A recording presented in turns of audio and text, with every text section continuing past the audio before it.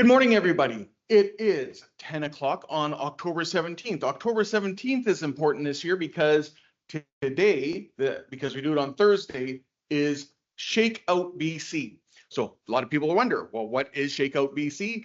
It's a day that the province asks all schools to take time to do one of our many drills that we're supposed to do to make sure everybody has an awareness of safety in our province. In Shakeout BC's theme, it is around earthquakes. But we also use this as a time to prepare everybody and review a few other plans as well in case of certain emergencies. So thank you for joining me live. For those people who are here, thank you for coming in online. For those who are joining us asynchronously and on the video screen, this is a presentation being done at Ocean View on the traditional territories of Tla'amin Nation. And we are going to try to make sure that we are all safe, whether you are in our in-person environments, whether that is in Ocean View, in Comox Valley, in Bowen Island, or in many other places around the province, or even if you're at home. There are some drills that are always good to do at work, at school, and at home. Of course, what are those drills?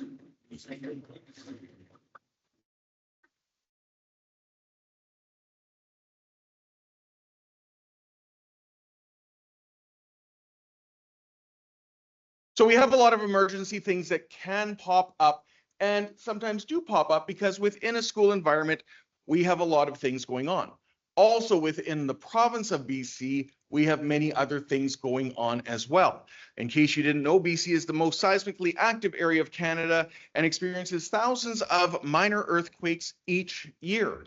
We will probably experience one this week. The nice part is we don't often feel them because the way seismologists measure earthquakes, there's a whole bunch of different levels, and a lot of earthquakes we don't feel as the earth moves around and this plate tectonics occurs.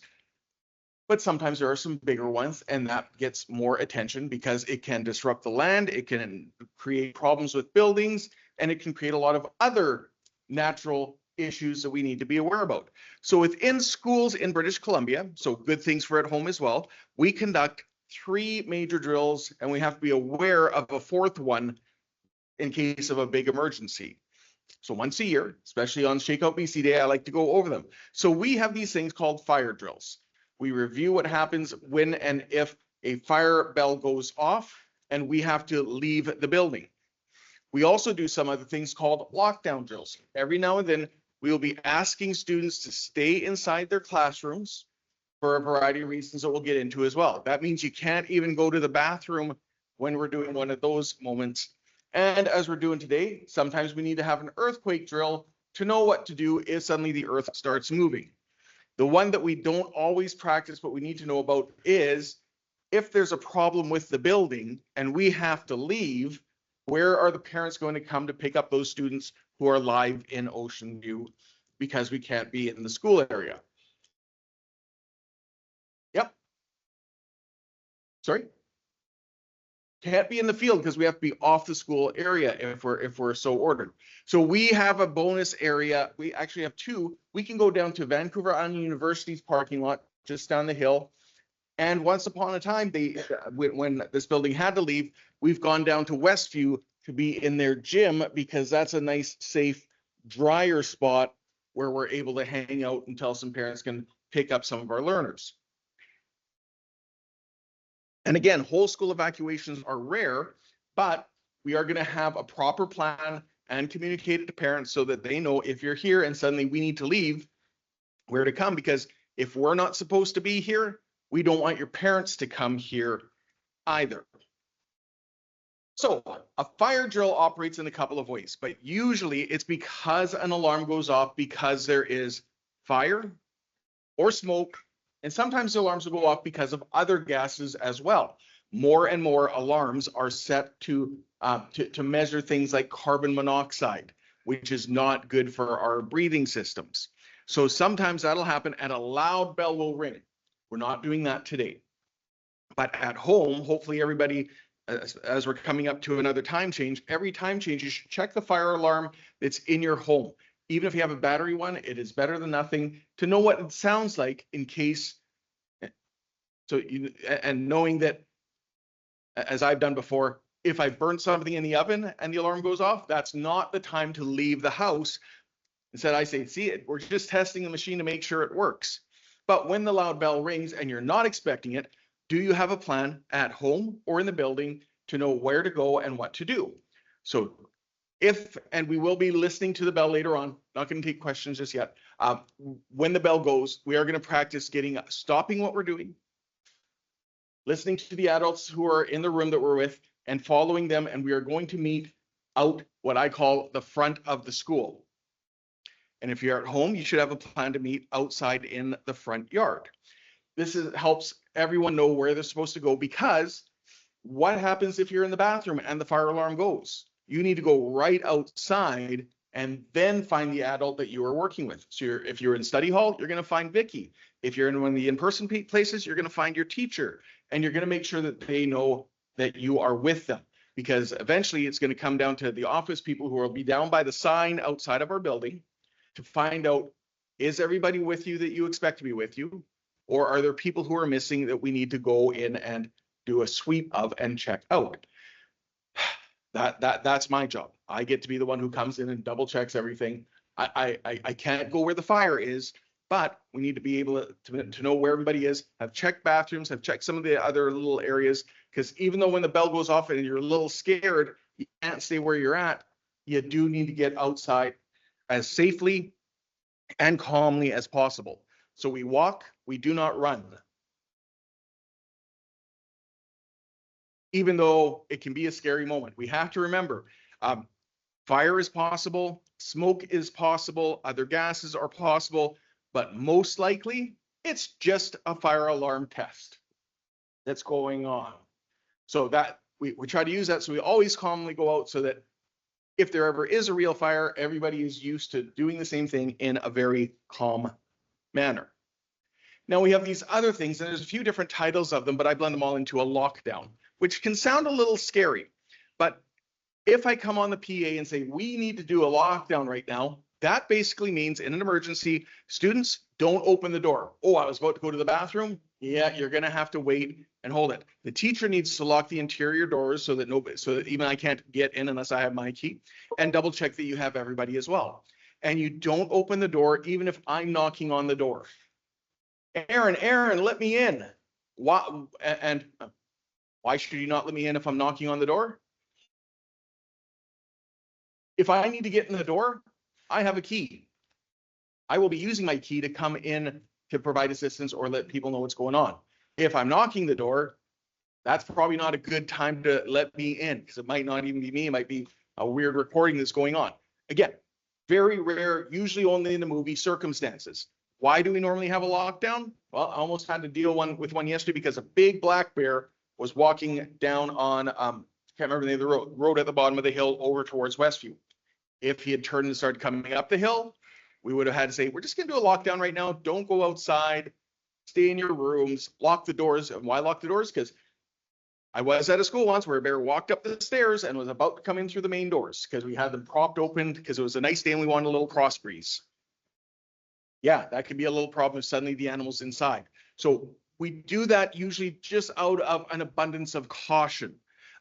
Is there a chance that there's stranger danger? Sure. If somebody is coming into the building and we didn't expect them, we're not sure about them, we might do a quick little lockdown for that while I make sure that we know who they are. And that doesn't mean every stranger every time, because we have a lot of people who do deliveries. We have a lot of people walking through the building. We have a lot of students coming in and using this building as well. So we always have to be just that little careful about what's going on. But as well, sometimes I will get a phone call from the RCMP or paramedics. Hey, there's a thing going on down the street. Can you just lock out and secure the perimeter? Just not have anybody leave your school for about the next half hour or so, because we got something going on and we don't want people prying and seeing what's going on. Again, these things do not happen often, but I want to make sure we know it's not like the movies where, oh, there's a big danger thing happening. It's almost always done just in case. And often we don't have to do it just in case. Sometimes something big is happening at a building nearby. And again, we just don't want extra eyes or people popping in. And a new one that's going on is there might be a weather event coming in. We've been seeing bigger storms, heavier rain. I was on the walking trail recently, and a lady who I sometimes see passing, I think she walks a lot, saying, Friday's not looking good. Supposed to be lots of big storms, hard rain, big winds. Interesting. If the rains and things get really, really bad, we might do a lockdown, just that we're staying inside our classrooms. And I'll be on the PA and we'll be talking about the why. So that's the big one. I will only ever be on our PA system, and we will do a test of that one more properly to let you know that we're doing a lockdown. So if you're outside and you hear the PA, that's a time to come in and check in. I'll take questions after. So hands down for now. And it could also be that someone's just having a tough day and is kicking chairs and really angry. We might just do a quick lockdown. And again, it might be on the PA. I might just be texting the teacher so that they know, just to keep you inside so you're not going to the bathroom in case you run into somebody who's having a rough day. We don't want to make their day worse or your day worse either. So lockdown is a scary term. There's always all these things in the news and in the media and in movies where, oh, it's a big scary thing. Very, very rare. Usually it's because the biggest one I had was moose. When I was in Prince George, moose are everywhere, and they're bigger and scarier and meaner than bears. Bears, I don't mind. They're just usually looking for garbage or looking for salmon. So the main reason for today is our earthquake drill. And there are a couple things that we do and are encouraged to practice wherever we are. And that includes the preamble, and I'm getting ready to press the live button for the media share, where if there's an earthquake, and how do you know it's an earthquake? Well, everything starts moving. When you felt one, you'll know what it is. And again, they're usually minor and not a big deal, but we don't know. Sometimes they start small and get bigger, which is why we follow the recommendations from Shakeout BC, which is to drop down, because if you're standing tall and you start moving, you might fall down. And then that's what causes a lot of injuries. You cover either by going to something like our table that we have here under, and we're not going to do that with all 20 of you all rushing under the table. It's if you're near something. If I'm right here, I'm not close enough to the table to go under the cover. Instead, what I'm doing is I'm going to cover my head to make sure things don't fall down and hit my head, because that's the worst thing you can do, is get a little bit of a concussion as something like this is going on and you're wanting to get outside. So what we do is we drop, we cover, we hold on, we wait about a minute, and then as long as there isn't another earthquake, because sometimes earthquakes don't happen just once, they happen a couple of times. So when that happens and we're nice and clear, then much like a fire drill, and usually when a big enough earthquake hits that we have to leave, the fire alarm is going off as well, because it doesn't like those types of big movements as well. Then we're leaving the building just like a fire drill, and then making sure we're all outside nice and safe. Teachers will let me know if there's anybody missing. Again, I'll come in and do a sweep if necessary. But typically we'll have a lot of emergency response people here to look at what's going on as well. And we're moving a little bit ahead of time, but I know we have a field trip. So we're going to pretend it's 10:17 and we're going to listen to Shakeout BC. This is the Great British Columbia Shakeout. You're joining thousands of British Columbians in the largest earthquake drill in Canadian history. Right now, drop, cover, and hold on. Drop to the ground. Take cover under a sturdy piece of furniture. Hold on until the shaking stops. Get down. If you can't get under something, stay low and protect your head and neck using your arms. Strong earthquakes may trigger tsunami. If you're near the ocean during the earthquake, drop, cover, and hold on. When the shaking stops, quickly walk to high ground. The shaking is stopped. Now count to 60 to allow objects near you time to stop moving. Consider the following questions. Are you prepared? Do you have an emergency kit stocked with enough food, water, and supplies for everyone in your home? Have you secured your belongings so they will not fall and injure you during a strong earthquake? Do you have a plan to reunite with family if the phones are interrupted? For more information on emergency preparedness, visit the website shakeoutbc.ca. Thank you for taking part in the Great British Columbia Shakeout. So from the time where he said stop till now, it's been about 40 seconds. So it's weird how fast and slow time can sometimes move during these emergencies. It's why you need to do a count. And we're not saying count exactly 60. You're going to count to 60, and it's going to be faster than a minute, but that's the time where we leave. There's a new test being done down in California where they definitely have a lot more earthquakes, where they're even exploring, maybe we don't drop, cover, and roll. Maybe we go right to the exit when it makes sense. We're not doing that in BC right now. Right now, we are focusing on just the earthquake, stop, drop, cover, hold on, make sure you're safe, and then evacuating the buildings you're at. And again, if you're at home, it's always good to have a little bit of a practice as to what's going on if there's an earthquake and where you're going to go. Because if we suddenly have to leave and it's miserably raining, who has their coats with them right now and are ready to be outside? With you? Where's your coat? Oh, it's on. Okay, yeah, you're good. My coat is up in my office. I'm not going to get my coat. So I need to have, and we do have a little storage shed off-site where I have some water, some snacks, not good snacks, but a little bit, and some warmer materials, kind of like blankets in case we need to get covered up. It's not great, it's not perfect, but in an emergency, we're going to take care of who we need to take care of right away and then wait for the other people to come on scene as well. They mentioned another word, a tsunami. Again, wonderful events, especially in movies and on TV, really scary when they're actually in real life. But there's a few things you can pay attention to because usually there's an earthquake that causes them. The problem is the earthquake might not be here that causes them. So you might not actually feel an earthquake. So then we have to be aware of the different warning signs that there are for a tsunami. First, you're going to feel a long, strong earthquake. And if you're down at the water at the water walk down by the ocean, you're going to start moving uphill. But you might not feel the earthquake, but suddenly you're going for a walk and you see the water. I mean, the tide moves in and out. You don't normally see it all happen all at once. If you see it happening all at once, where all the water is rushing out, or is suddenly coming in all of a sudden, that's the time to be aware. And again, get to higher ground. And that you'll know it when you see it because you'll literally see the water rushing away from you. And go, that's weird. That's the time to then listen if there's a loud roar in the background, or if there's a signal on your or your parents' cell devices that will then tell you to get as high of ground as possible. We are pretty high up in Powell River where we are situated. We ought to be safe, except when water rushes back, it tends to like to find the ways that the water came down to the ocean. And there are lots of little creeks, rivers, and streams that are underground and work their way up. So when the water rushes in, it's not always the water overland, it's also the water rushing up from those underground streams that we don't always know where they are and where they exist, which is why if we get a tsunami warning, we are probably going to evacuate and start heading further up the hill because the higher up you are, the safer you are as well.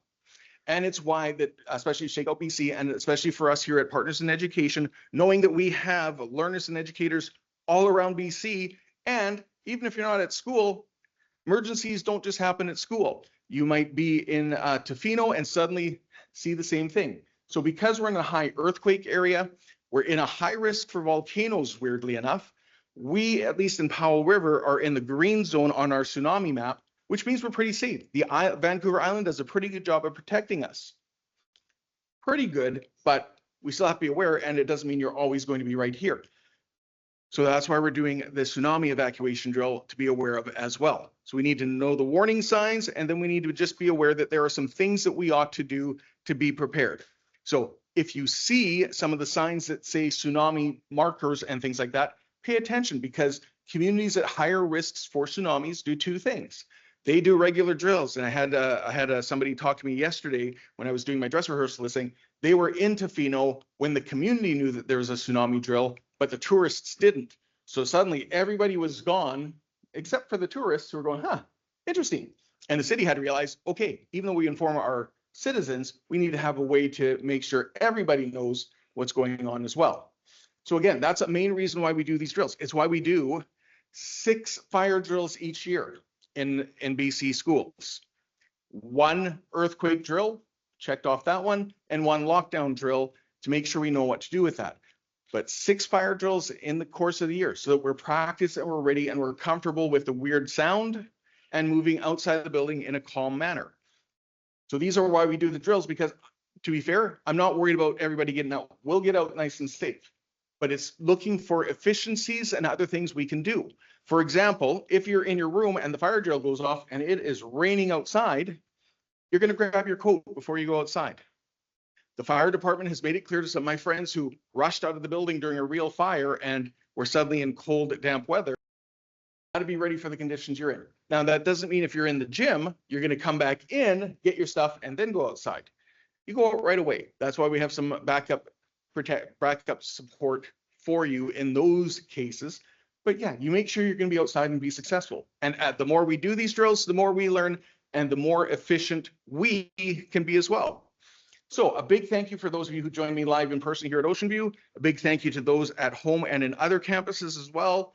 Again, we do these plans so that it's never a big deal and it's not something that is meant to be stressful, even though we know it is stressful. And if you notice something that you're not sure about, something might cause a fire, like a loose cable or a stripped wire, or something that you're worried might topple down if there were an earthquake, let the adults know.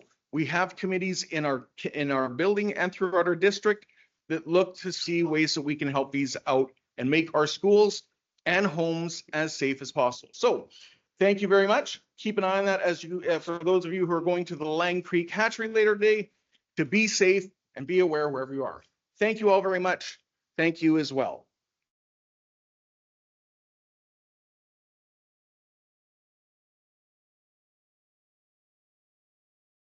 And again, thank you to all those who were able to join.